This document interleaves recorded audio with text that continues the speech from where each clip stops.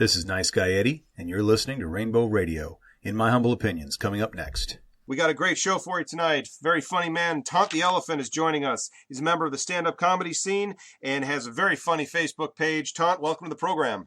Thanks, Eddie. It's a pleasure to be here. So tell us a little bit about yourself, Bob. We were talking a little bit about your background before we got started. Why don't you go ahead and tell the audience about that? Yeah, well, I hope this doesn't get people to shut their radio off, but I'm a lawyer. It's a good start. I am a lawyer. As you can tell from my name, I am putting myself out there under a pseudonym. Mm-hmm. And I'm not just a lawyer. I'm a partner in a rather large law firm. I'm based in South Florida. Right. And as you mentioned, I'm an occasional participant in the South Florida stand-up comedy scene. So I started this page, Taunt the Elephant, because frankly, I was pissing people off on my regular Facebook page. You know, I mean, I talk about politics, right, and I am a unapologetic liberal. We like those here. Yes, and but that doesn't mean I don't have friends that aren't. And as I said, I'm a whore. I'll take business from Republicans. Absolutely. And people, you know, especially being a lawyer in a large law firm, I'll also tell you a secret. It's sort of a Republican bending law firm. Bending, you say? Bending, not exclusively. Not leaning, but bending. Republican connected law firm. Gotcha. My whole career, I seem to have been sleeping with the enemy. As far as my legal practice, there's plenty of Democratic leaning law firms out there. I've just never gotten a job with one for some reason. You got to go where the money is. Yeah, it's just a coincidence, really. To tell you the truth, it's a multi-office firm, so nobody's surprised. The South Florida portion of it is a lot more liberal. Yeah. It's the North Florida, Central Florida portion of it that is much more conservative. Gotcha, so like this whole state, when you cross the Palm Beach County line, it changes into a completely different entity. Right. Anybody who's followed elections the last 15 years or so knows about some of the unique features of the wonderful Sunshine State. Oh, yeah. Yep. So I started this Facebook page. I was pissing people off, not just people who disagree with me, but people who just don't give a shit about politics. Right. And I was holding back also, which bothered me. Yep, I can understand that. So I started a page and I said, if you like my shit, follow me over here. And, 80 or 90 of my friends did. Yeah. And, but then it started to take off. And I started getting a lot of people following it. And I love it, man. I mentioned that I'm a sometimes contributor to the South Florida comedy scene.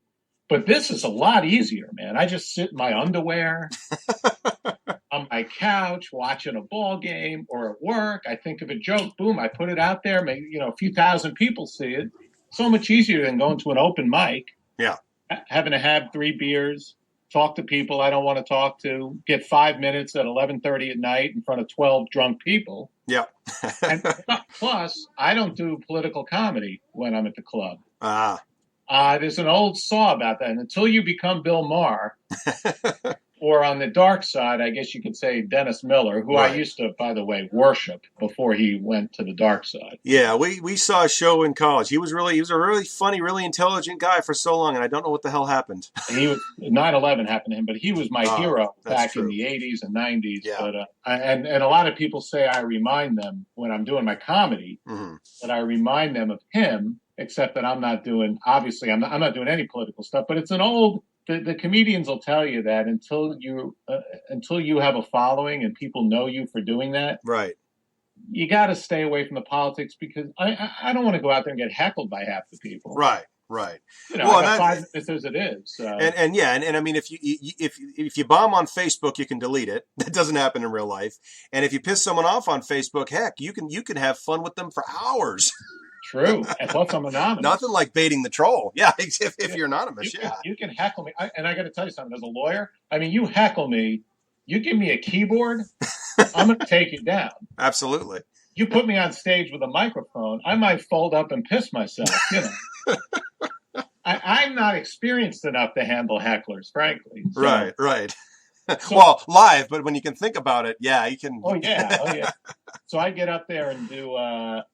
I do fairly benign stuff. It's funny because this is actually a funny story that when when I first did a set and it was recorded, and it was a little bit blue. Okay. A little bit blue. I especially had a nice chunk about Jerry Sandusky, which was yeah, pretty out on the edge. And I was trying to shock people because I'm, Sure. like a middle-aged lawyer, and I thought that would get laughs, and it did. Okay. But I've evolved since then. or devolved, depending on how you look at it. But I don't really do like dick jokes anymore. I'm doing more, I'm trying to be a little different because everybody does that.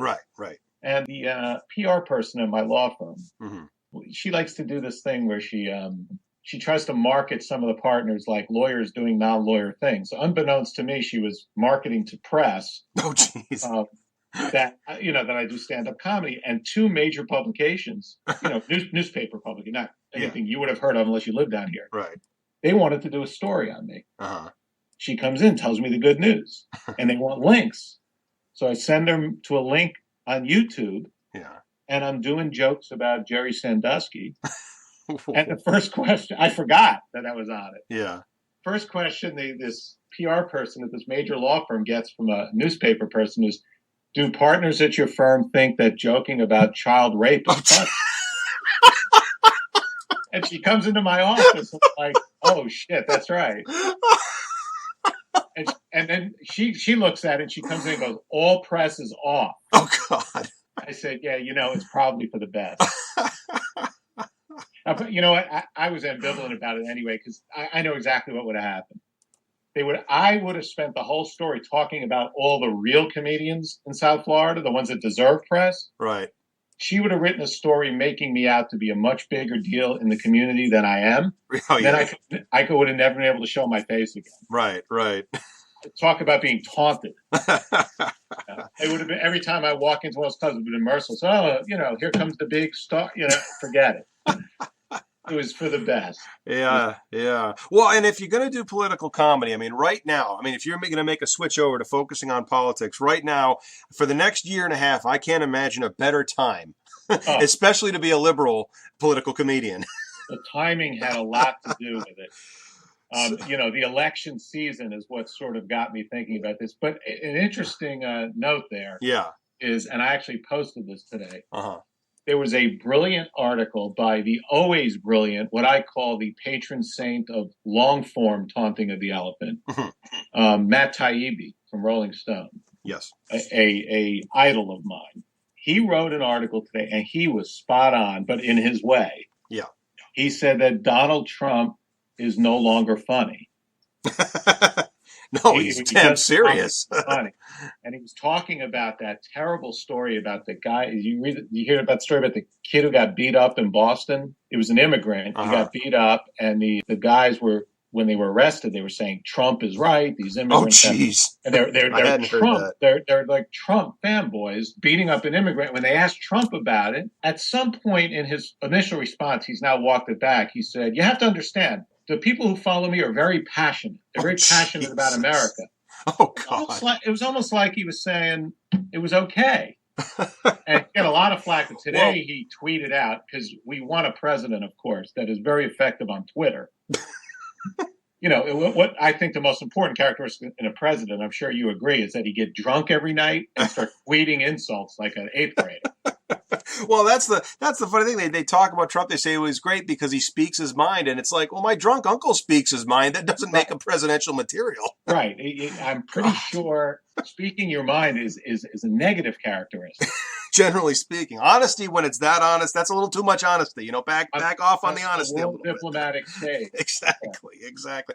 Tweeting out Putin's a loser, is not going to be good for... it's incredible. But let's not start. We got to come back to Trump though, because this isn't a clown car anymore. This is a full-fledged short bus. Okay, this is huge. So let's actually start now. This one's kind of tough, and I swear this is a gentleman who I think his greatest qualification and the very reason that he's not going to win is the fact that I don't really think you can make fun of him. I don't think he's crazy enough to actually be funny, and that's John Kasich. John Kasich. John Kasich, right now the least well-known, least successful member who's officially running for president, or is kind of considered in this whole, in the clown car, so to speak. And yet, I will say he's the most competent and least offensive one of the entire bunch. That's setting the bar pretty low, mind you, if anyone wants to criticize Kasich from Ohio or whatever. But honestly, I think that the one reason nobody's heard of him is because he gives us so little to work with. I think you actually have to be more offensive and more crazy.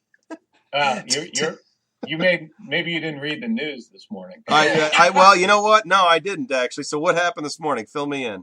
I hate to rely on headlines because I didn't really see it myself. And a lot of times, depending on your partisan slant, they'll blow up quotes that are sort of meant tongue in cheek, right, and make them seem like they're serious. Yeah. But he had some. The one thing you don't know about Kasich, and by the way, if you think he's the lowest member of the clown car, I mean, you're talking about the front two seats of the clown car. Oh yeah, no, I know. I thought you were going to mention George Pataki. I was going to say who? Oh, well, you know what? That's funny you say it that way because he's not on my list. So there you go. Probably the most reasonable, most moderate guy there. And yet you're right. Who? Right. So, all right. In fact, I'll make you a prediction right now. Somebody asked me yesterday who's going to be the nominee, and I said, at this point, I have to hide under a table and say Trump. Yeah. But if he collapses, and by the way, when he collapses, it'll be fantastic. Oh, it'll be better than if he never rose at all. Oh, it'll be when that. I mean, that's why I'm hoping that he actually does get the nomination, because when he's finally outside of the friendly waters, when he's finally face to face and doesn't have full control over, I mean, the meltdown will be phenomenal. Oh, and the beauty of it will be whenever he loses, whatever. Let's say he doesn't get the nomination, he will look us right in our fat faces and say, "I was never running. What are you talking about?" I was never running. Everybody voted for me. Nobody didn't vote for me. I withdrew my name from their ballots. Oh, God. Right in our faces. And I hear people say, what I like about Trump is he tells it like it is. Like, he tells it like it is. He lies. Everything that comes out of his mouth is a lie. Well, he's a Republican now. You got to... Yeah. Well, I mean, okay. So, wait a second, though. But you got to give me the one thing. What did you hear on Kasich, though? Kasich said that if he were king, already it's funny, right? Yeah.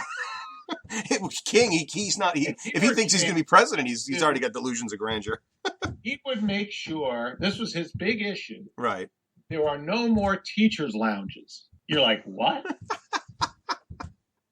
That's his thing. Because teachers' lounges, the teachers sit around and say, woe is me. Right. Something like that. Yeah. So he wants to outlaw teachers' lounges. This is his issue. Well, he couldn't outlaw unions, teachers' unions. He tried that. So I guess if he can't win that battle, pick something smaller. Go for something, aim a little lower. He's a little too ambitious there. The other thing about him is I know he's sort of emerged among these serious candidates. By the way, if it's not Trump, my prediction, I predicted the other day that it would be Kasich, because he's the one who reminds me most of like a Romney or a McCain, if they fall back into that pattern. Yeah, but you know what? I think too many people have been saying that for too long, and I honestly think the Republican base honestly wants the craziest guy they can come up with. I think you're right. I think it would default to Jeb Bush. I think this is the year they go off the edge. Yeah, I mean, because years of Barack Obama, the Kenyan socialist usurper. I think they've been driven, and the idea of Hillary in office. Right. I think it is driving them to insanity. Well, and it's funny because, again, it didn't have far to go. You mentioned the idea of Hillary in office because that's just it. The idea is a hell of a lot scarier than the reality, which is kind of the same with Obama. The idea of Obama being president turned out to be a lot worse than the actuality of Obama being president. But, of course, they never let go of the idea. Conservatives don't tend to do that very often. They don't let go of ideas. They tend to hold on to them. Reality, on the other hand, sometimes eludes them. Republican officials now, I heard this today, they're very concerned about Trump being the nominee because his best attack line against Hillary is going to be neutralized because she's postmenopausal. What has he got left? That's his go-to line. Oh, God. Okay, sitting next, now, correct me if I'm wrong, Matt, sitting next to John Kasich in those front two seats, as you put it, is the other business person and one who, to her credit, has fewer bankruptcies than Trump. And then, of course, Carly Fiorina, who I just look at her and I say, you know what? This is just living proof, just like Sarah Palin was, that women will not, in fact, vote for just any woman. And it might actually be proof that Republicans won't vote for any woman. But we'll see. I want to say that the problem with Carly Fiorina is that some of the Dalmatians got loose. But I do, as a liberal, I feel bad about pushing the looks card. I really do. Oh, but God. one of the things I point out on my site, because I'm embarrassed, semi-embarrassed to say this, like, I will make Chris Christie fat jokes. Yeah. Every once in a while, I have to intervene on my site when I get flack for that, and I say, this is not a politically correct site. I mean... Well, but hold on a second. If you're telling me, though, let's say that a woman who was the size of Chris Christie was running, you're telling me that she would be taken seriously by anybody? Right. I mean, so no. I mean, there is a point to the fact is, yeah, we can make fun of Chris Christie, but I mean, if he wants to complain about that, put a woman in his put two women in his suit, and then they're not going to be taken seriously, and that's a shame. That's a terrible thing, but that's a reality. And right, remember a few weeks ago when the Republicans were when Trump attacked Megyn Kelly. Oh yeah, the Republicans were pretending that they were offended on behalf of women. Yeah. I was saying, like, one of my comments was, I thought that they're very offended on behalf of women. Plus, they don't think Trump is going to be the best person to beat the Hildebeest with her canker. There's such an enlightened group. Now, okay, next, so second row maybe, and we're getting a little bit farther away from the authority figure driving the bus there. But let's say about Fiorina. Her entire resume is she was a failed CEO and got crushed in a Senate race. Right. That's it. Well, basically she's Trump light then. That's true. I mean, Trump is just 5 times Fiorina. But Trump at least has been a TV star. True. Don't sell him short. Yeah. Well, now, and I got to say that Rainbow is primarily LGBT audience. So the next guy I got to say would be interesting, and that's Lindsey Graham, because I think it'd be great to have our first gay president. I mean, absolutely. But that's another thing too. Yeah. There's nobody who's more LGBT friendly than I am. But Lindsey, I'm sure you would agree with me. When you're a hypocrite, yeah. Oh. You've got to take it on the chin, so to speak. I mean, the Larry Craig and the I forget who the guy with the pages was, and then you got Mark Foley. Foley, that was who I was thinking of. Mark Foley and here in South Florida. Oh, and Marcus Bachmann, of course. Right. I mean, I guess if Michelle Bachmann wants to go out and save all the gays, that's one way to do it, but kind of inefficient. So then, I was going to say Rick Perry next, but I forgot what I was going to make fun of. Right. At least the third thing. Exactly. Moving on, Bobby Jindal, who again, if they wanted to prove that minorities weren't just voting for Obama because of the color of his skin, all they got to do is put Bobby Jindal on the ticket. Yes. Now, Bobby Jindal recently. He's having trouble keeping up with the where the primary is going. He pulled a move yesterday. He's trying to get traction. So what he did is he banned the sale of Doritos Locos Tacos at all Baton Rouge area Taco Bell. That's the best he could come up with. God. Which actually raised the whole issue that for the average Republican, as football season is converging with election season, they're trying to reconcile their love of nacho cheese Doritos with their hatred of Mexicans. It's very confusing. Well, no, and it's interesting we leave off on Latinos because the next guy on my list, Marco Rubio. Now this is supposed to be the guy that's going to get the Latino vote, right? Marco Rubio, don't take your love to town, right? Interesting about him that he sees where things are going in the last week, and he actually had a press release that said that from now on he's going to be known as Mark Rubin. Mark Rubin. You got to give him, he's astute. He's astute. He can read the tea leaves, right?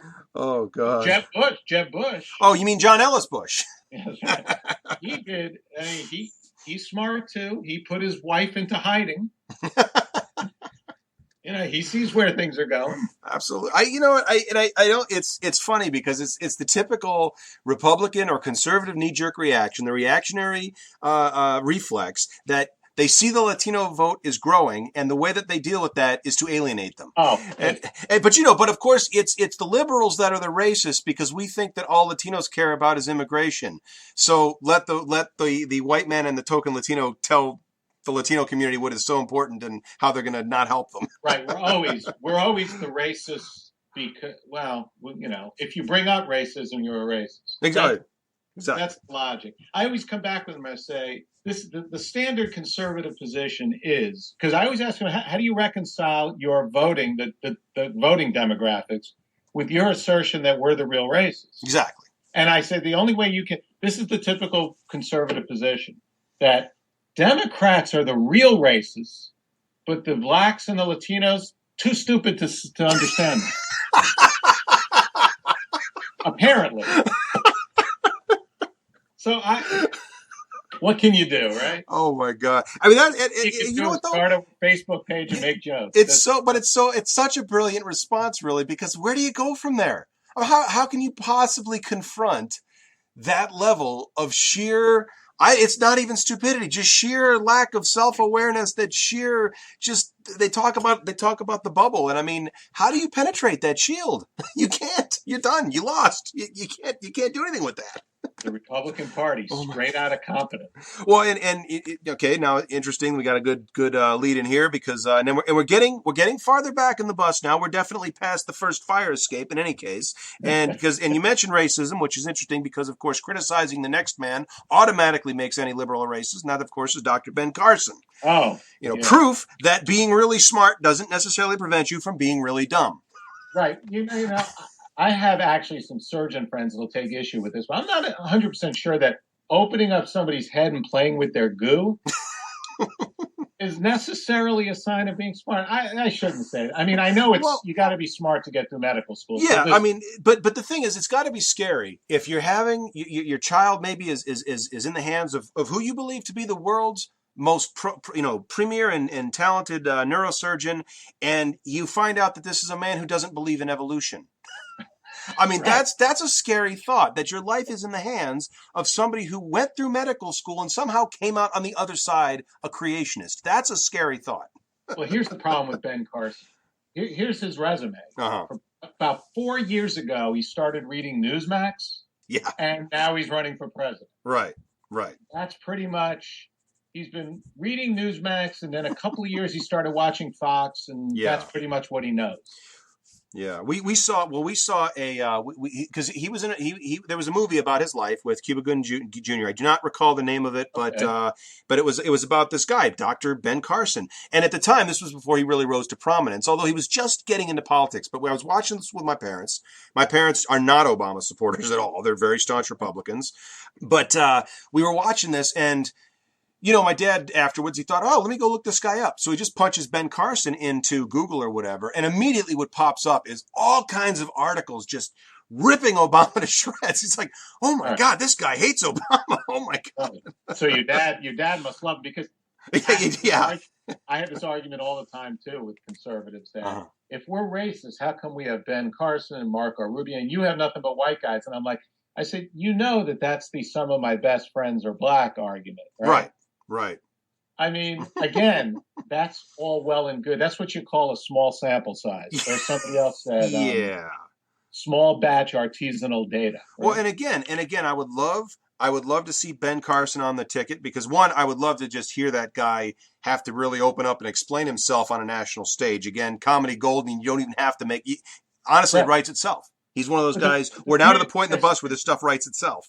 I mean, he is the ultimate bubble candidate. As I said, he reads conservative websites and watches Fox. Oh, my God. And that's why when he says something completely wacky and people look at him weird, he's like, what? What did I say? I know.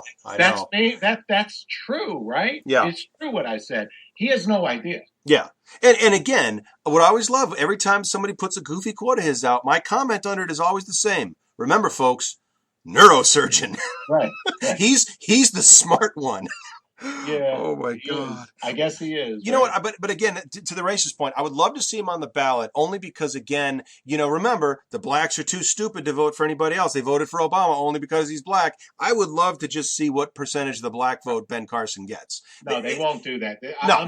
I'll make you the only prediction I feel very comfortable. Well, I mean, it's still a wild prediction. Yeah.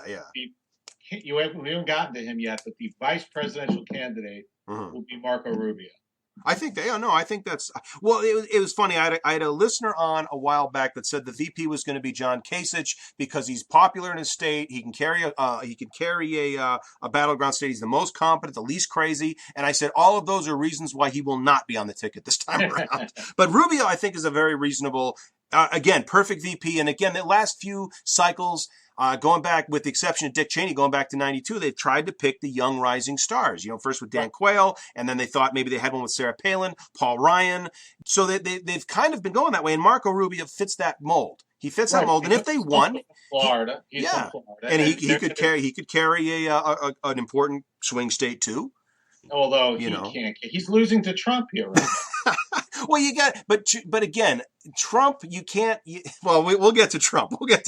So next, and now they're going to be desperate to try to put some Band-Aid over their attacks on Latinos. Oh yeah, exactly. But the thing is, if it's Trump, and that's why they have to do it, Trump won't take Rubio. Trump he'll pick Sarah Palin or somebody like that. He will pick somebody out of the blue who's basically more of a reality TV star than a vice presidential candidate. And I know who Trump will pick. Oh, Trump. Well, that's the best kind of assassination insurance, isn't it? I mean, you wouldn't want him to become president. Right. I mean, he'll pick himself. He's huge.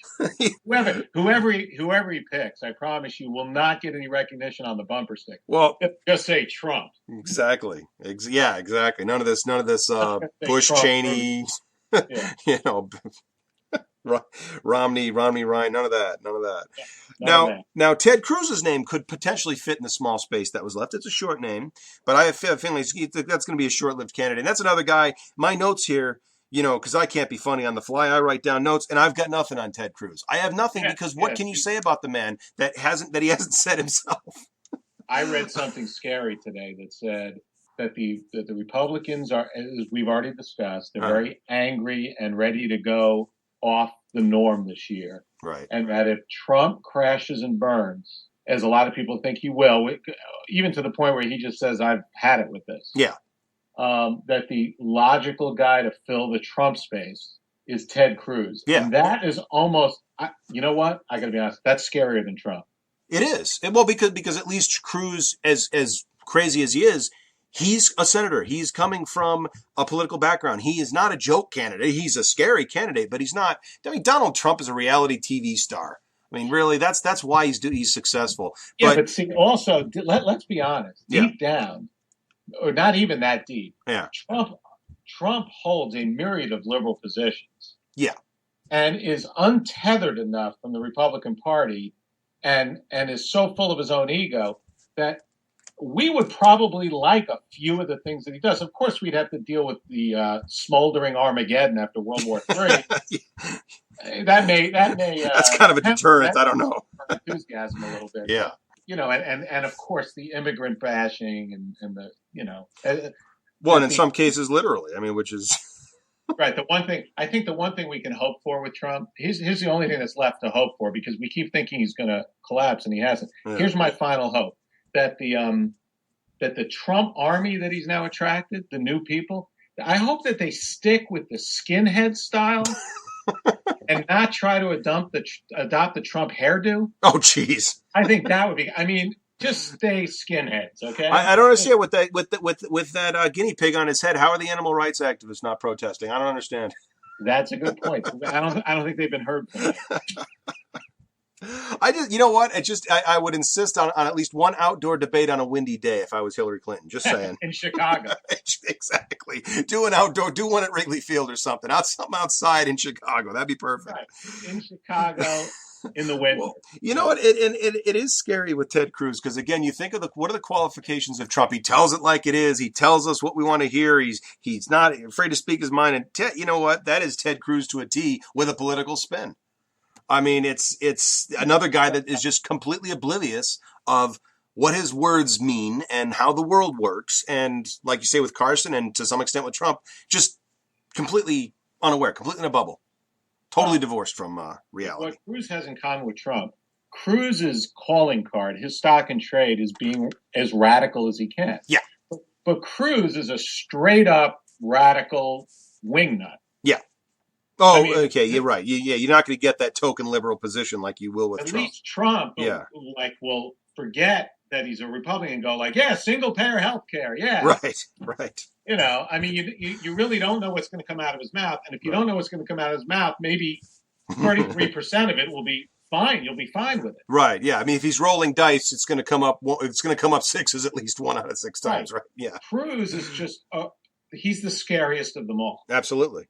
He's the scariest of them all because he's just a straight up radical wing. Yep. That's what he is. That's his base. You know what though? There is an advantage to this, and that is if Cruz gets on the and again, I think Cruz can win the nomination. I don't think anybody like Cruz can win on the national level. For the again, conventional wisdom says you can't win by alienating the middle, which is why they always recently have gone with sort of what the right would call compromise candidates, like McCain and Romney, guys that the real arch conservatives say aren't real conservatives. Well, that's why we lost. We didn't have a real conservative. Well, if you did have a real conservative, you can't. Nobody. Even, Rush Limbaugh would lose what's left of his credibility if he tried to claim that Ted Cruz wasn't a real conservative.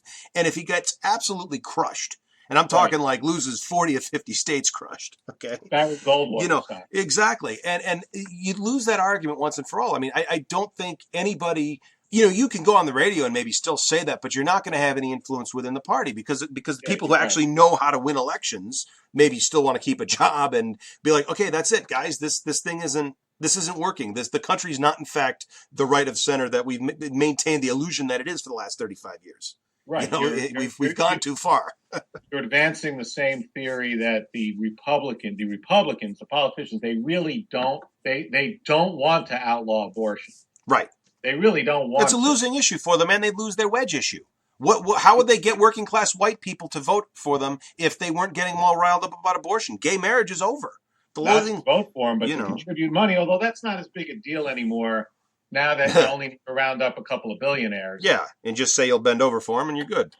Right. Yeah. Now, you say Cruz is the scariest candidate, and I will say the only reason he's scarier than the next guy is I think that Cruz can actually win. I think the next guy, nobody really takes seriously enough, except for maybe Dan Savage, and that's Rick Santorum. Oh, God. So... Now, everybody in my audience knows exactly what Dan Savage had to say about Rick Santorum, and I think I don't think we can top that, but by all means. That's Dan. That was one of the greatest. Still is. And I don't understand how this guy he can still show his face in public and get on a public stage after that, and with the same shtick. I mean, without changing a beat. Still we're gonna bash the gays, we're gonna bash women, we're gonna bash everybody who's not radical Christian. And the guy himself's a Catholic who's, generally hated by radical Christians, but I guess as long as you have an R after your name, you're okay. I mean, and the worst, what I hate most about Santorum is maybe this is a confession I shouldn't make, but I used to like wearing those sleeveless sweaters. Okay.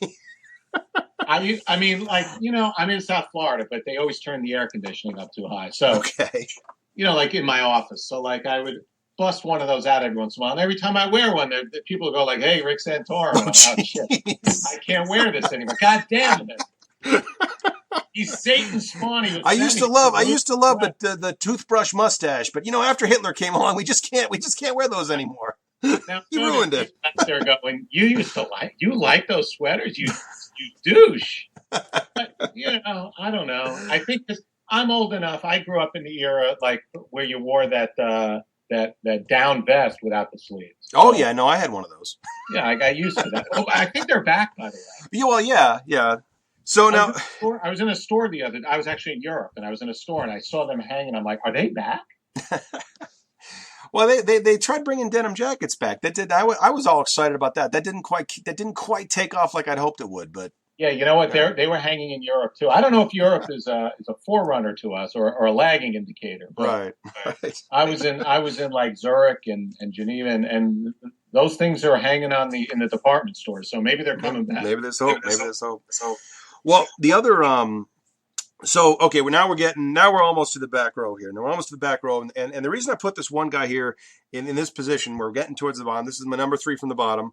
And this is the one guy who I've been saying for a long time is probably the Republicans' best real chance to win. And that's because he can reach people that are outside of their traditional base. And that's Rand Paul. And I mean, I had a guest, this is going back a couple of months, but she described Rand Paul as he's a master of the art of saying something to two opposing crowds and making them both think he was on their side. And I say, well, in my language, we call that hypocritical doublespeak, right. But okay. Oh, you know what? We call it Lincoln-esque. Yeah.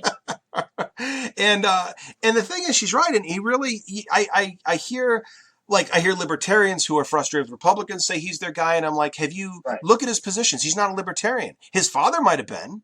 True. And he maybe is banking on you believing he is, but no, he's a Republican. He's a conservative. He's no different from anybody else, but he has done a very good job of convincing people he's different. And if there was one guy who could get up there. However, he does, and he's a hypocrite, but oh yeah, he at least has libertarian leanings and a history, which means any libertarian, I'm going to agree with on some issues. Absolutely. But at the end of a true libertarian on social issues, I'm going to agree with almost everything. Right, and things like privacy and frankly, even war and peace. True. But it would be preferable to the hawks we've had the last 35 years. Yeah. I'll be honest with you. Many years ago, when I was a young man, and this is when you should be a libertarian. Yeah. I dabbled in it. I dabbled in it with my best friend, who to this day is a big libertarian and a Rand Paul supporter, I might add. Right.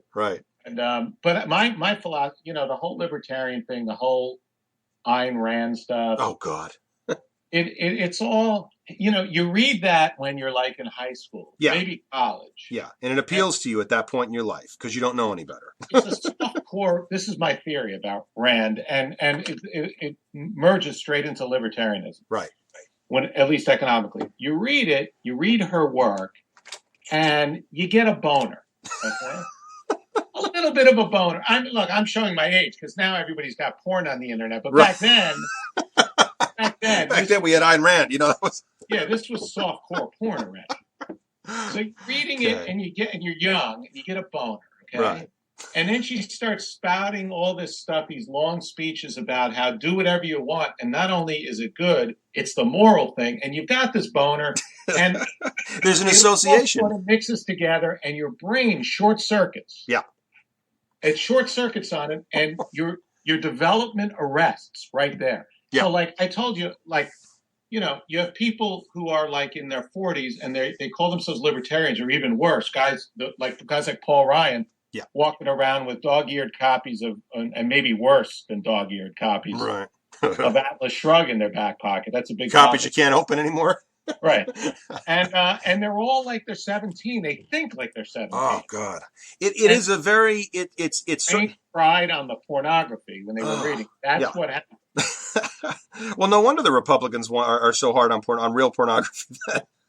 You got to have them reading Ayn Rand instead. They all have the fountain. Oh my! They're all lusting after Dagny Taggart. Oh God!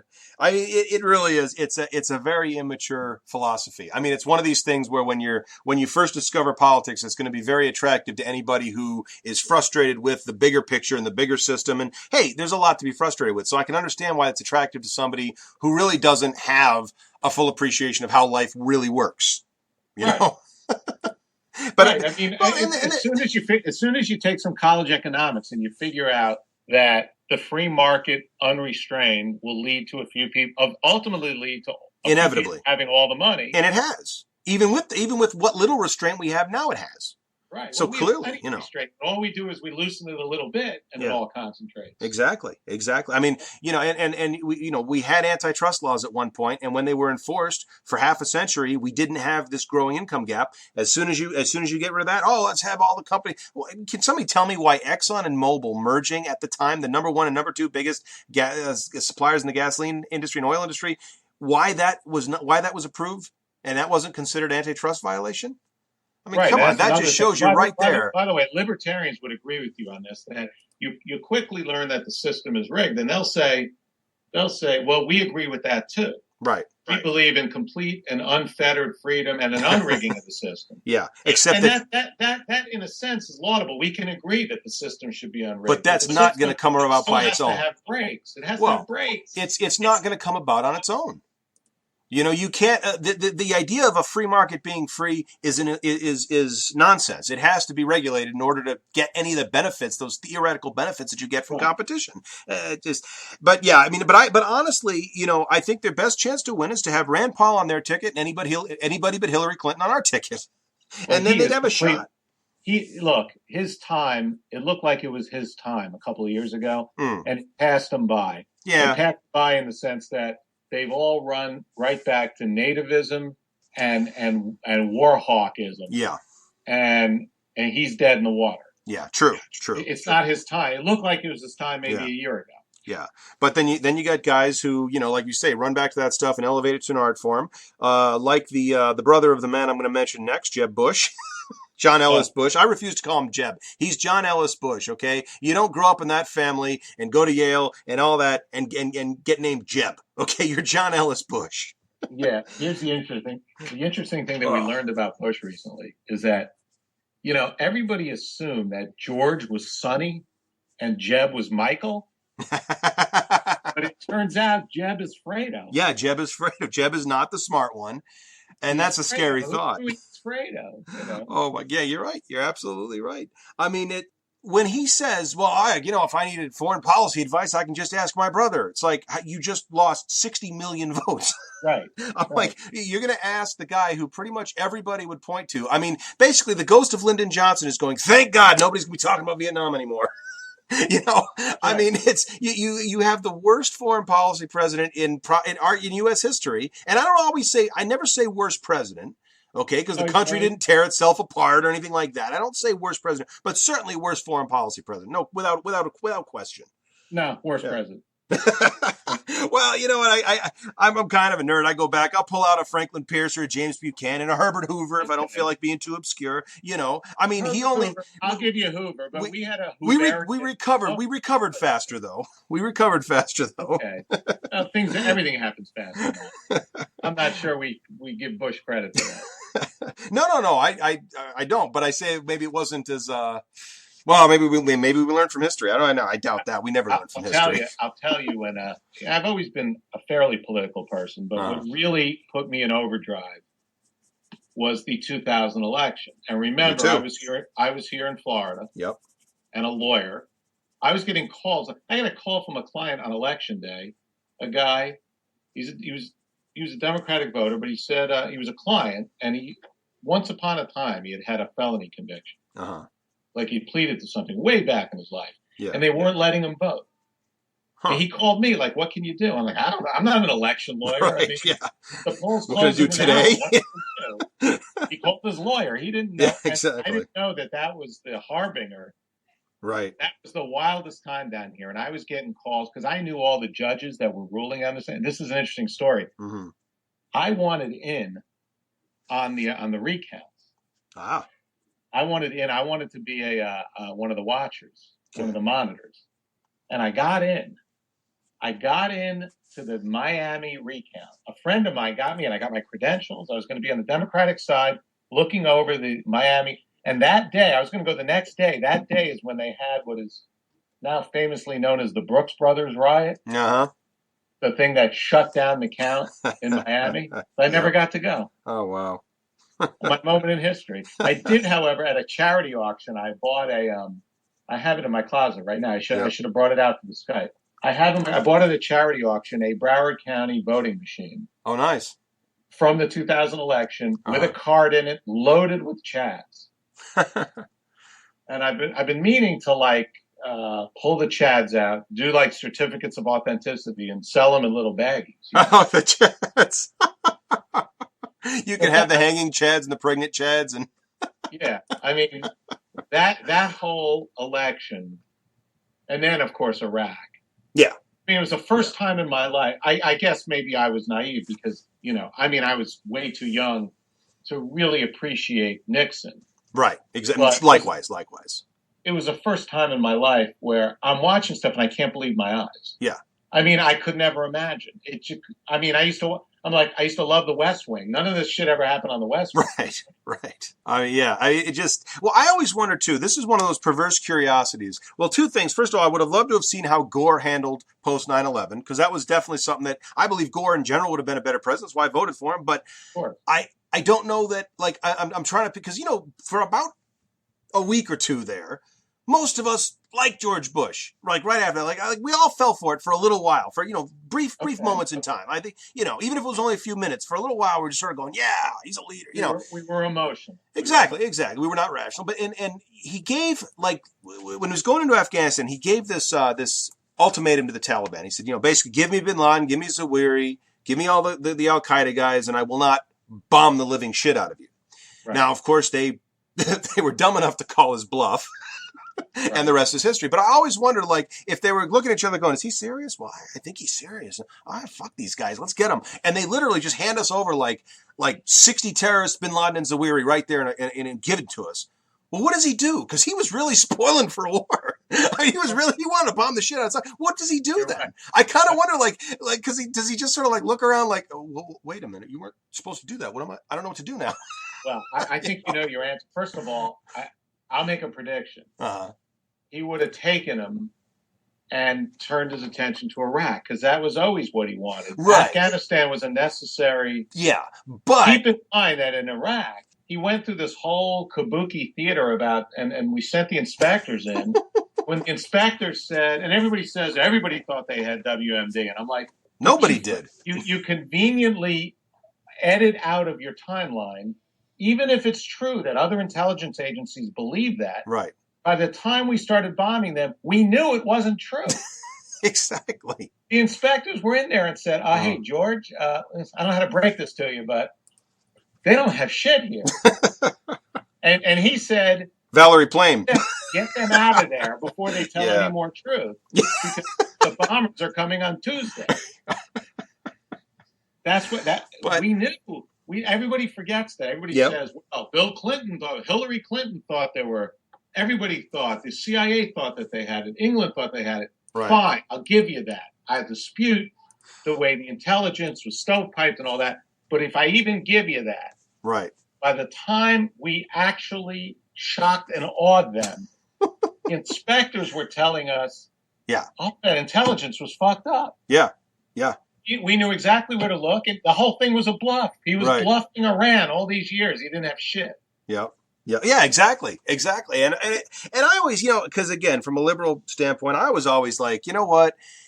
Why would you attack the one country that's a secular government in essentially a war against a religious extremism? Why would you attack the one country keeping Iran in check? Why would you? It doesn't make sense. I'm like, you want to blow somebody, blow up Syria. It'll weaken Iran. It's a smaller country. It won't take quite as long. They actually have weapons as opposed to Iraq, which does, but they don't have oil, so there's no point. Right. There was Don't no you point. feel like that the same people are leading this charge against the Iran deal too? Oh yeah. Well, and what's really ridiculous is the Democrats. I mean, I had nothing against Chuck Schumer before this week, and now it's like, I'm like, are you out of your fucking mind? Yeah, well, he voted for the Iraq war too, so he's but a lot of people. So did Hillary Clinton. So did John Kerry. I mean, a lot of people were for it before they were against it, and I'm willing to forgive that based on what we knew at the time or what we were told we knew at the time. And so, to some extent, I'll forgive that, but not when you're going to come back and beat the drums for war again. And that is part of that is kind of my concern. I think that's one of the legitimate criticisms of Clinton, along with her closeness to Wall Street, is her hawkishness. She voted for the war, but I'll give her this: I'm no great Hillary supporter or defender. Yeah, I'm gonna end up voting for her, of course. Yeah, likewise, and probably working for her. But at least you could call it cynical, whatever you want. Yeah. At least she's admitted she fucked up. Yeah.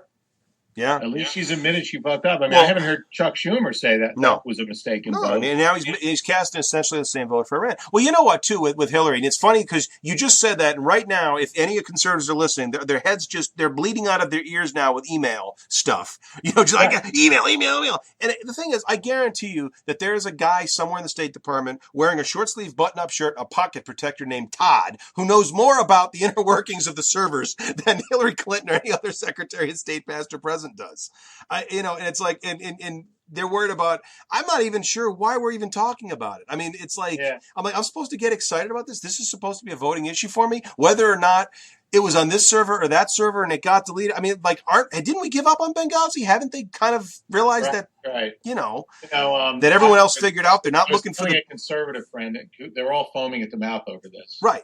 And I'll be honest with you, I haven't followed it that closely because I'm busy trying to make jokes about Republicans. So but it's nothing. It is nothing.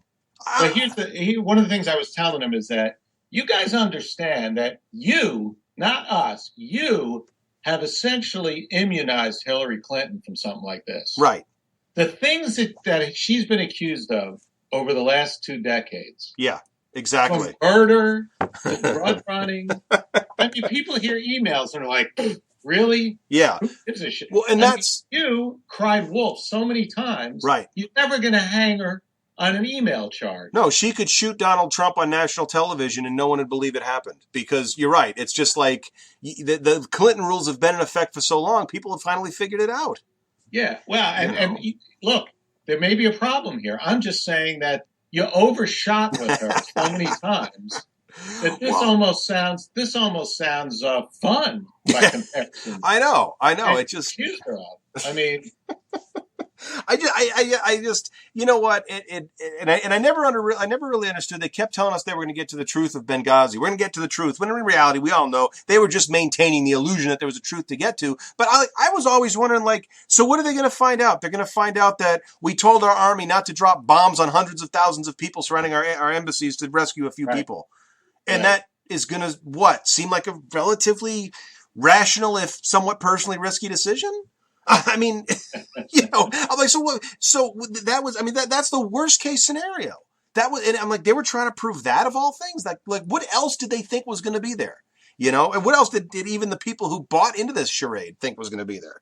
And now there's an email server and maybe it's deleted and maybe it wasn't secure. And I'm like, okay, you guys are arguing IT policy for Christ's sake.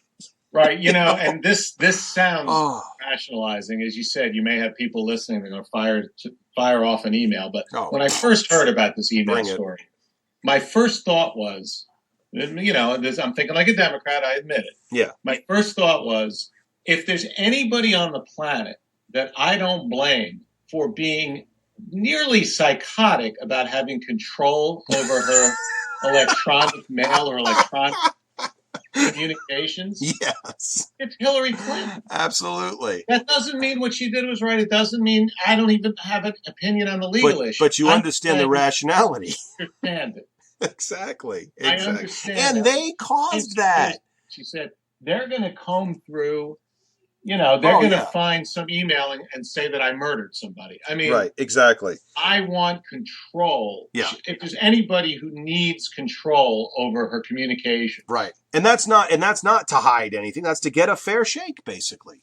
Yeah, it's not. I'm making a little bit of an excuse. Let's keep in mind that Jeb Bush did the same thing, and Colin Powell did the same thing. Same thing. Yeah, and maybe the regulations have changed. I don't even know. As I said, I haven't been following the story that closely, but I understand the instinct to for her to want to maintain very tight control. Remember, like when her husband ran, there was no email, there were no Blackberries. The weird thing, you understand, I'm a lawyer and I'm a litigation attorney. Yeah. And you can't imagine how much electronic communication has changed the world. I mean, I'm sure you can imagine it. Yep.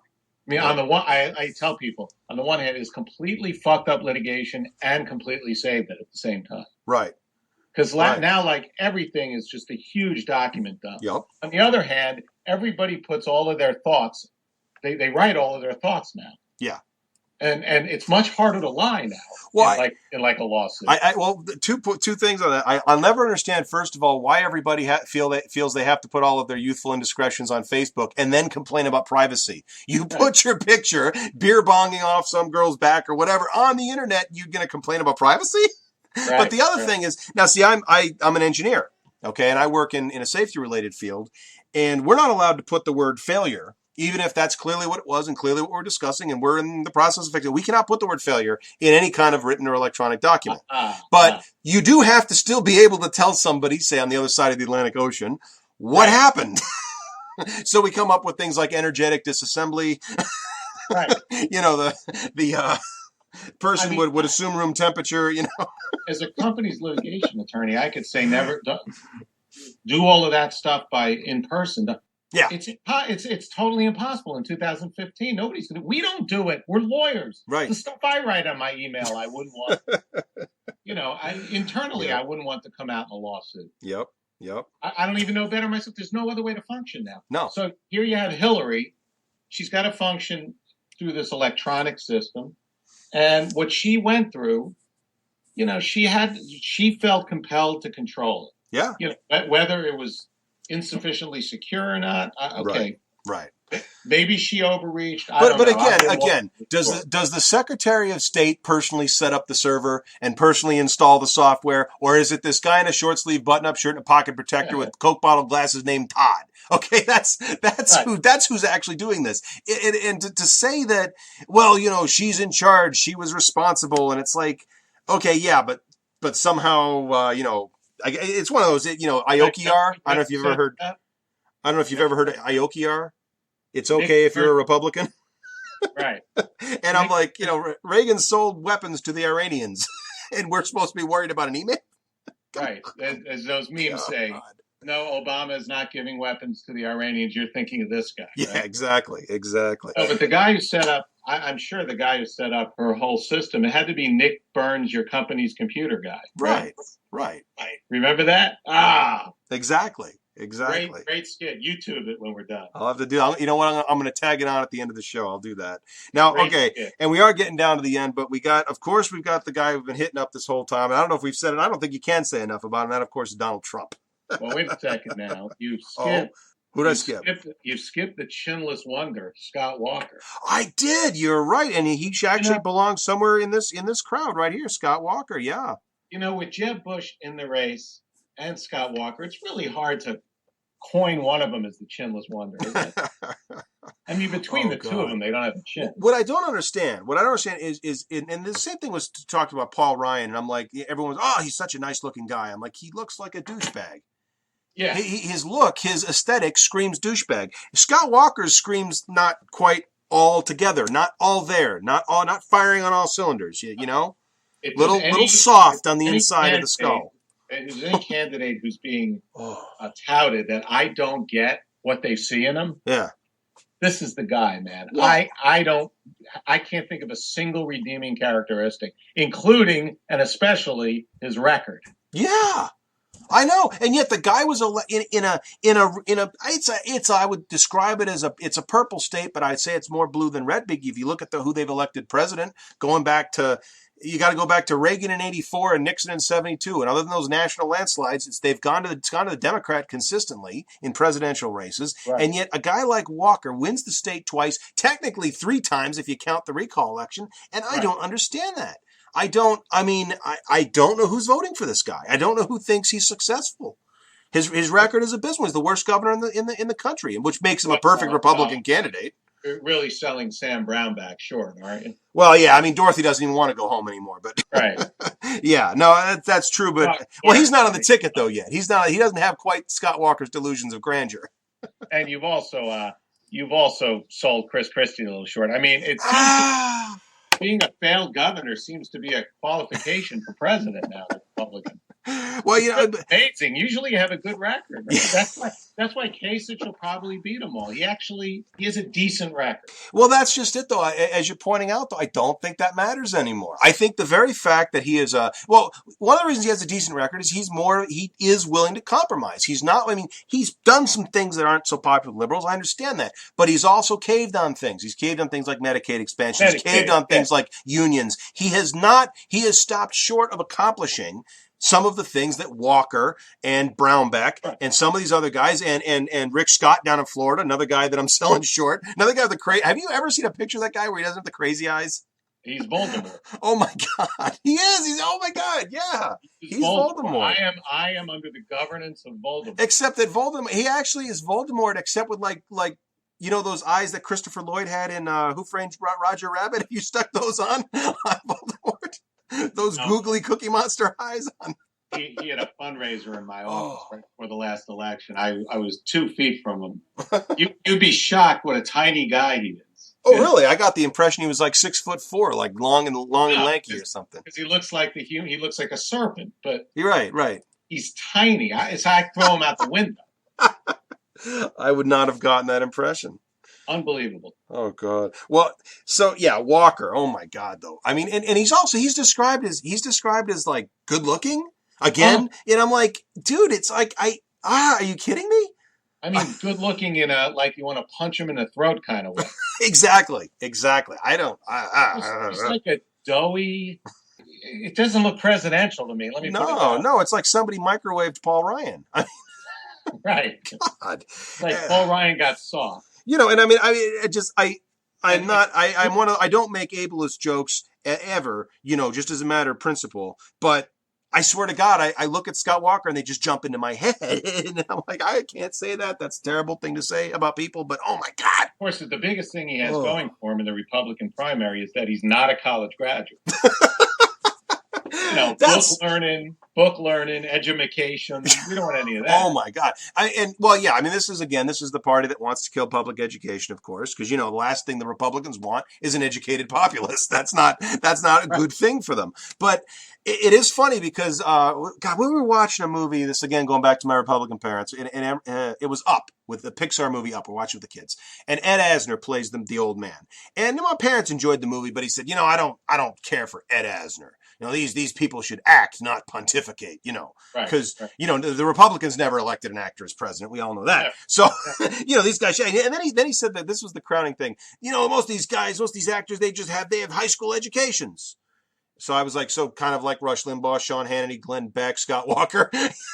It's like, wait a minute, when did you guys start touting education? Walker went to college, as you know. Well, they all did. But they didn't get very far. He left 2 steps ahead of a political scandal. How perfect is that? And some right-winger set him up with a job. Right.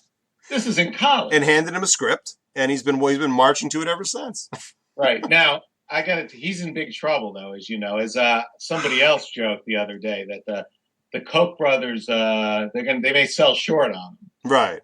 But he's another guy trying to get traction. He sees where Trump is going, and I don't think he's going to get anywhere. His announcement yesterday, where he's proposing to that undocumented immigrants be ground into Soylent Green.